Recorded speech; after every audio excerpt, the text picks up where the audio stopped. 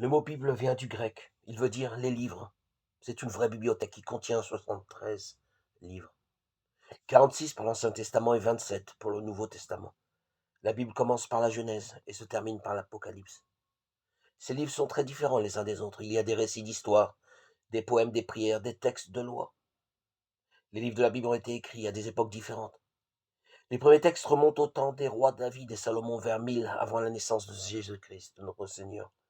Les derniers sont du 1er siècle après Jésus-Christ.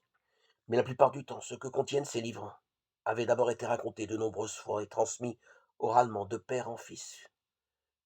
Puis, on les a écrits, réécrits, de génération en génération. Les Hébreux chantaient les merveilles de Dieu pour son peuple. Ils se rappelaient comment il les avait délivrés d'Égypte sous la conduite de Moïse.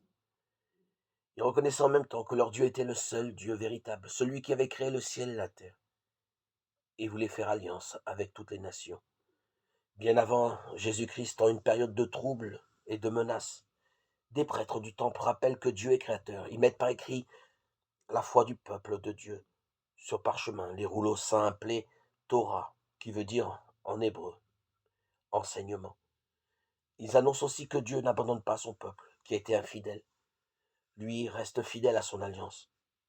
Quand il enverra son Messie pour la renouveler, ce sera comme une nouvelle création. À travers cette histoire mouvementée, Dieu s'est adressé à tous les hommes. Et aujourd'hui encore, Dieu continue à nous parler. Il le fait surtout par les paroles et les actions de Jésus et de ceux qui ont cru à sa résurrection.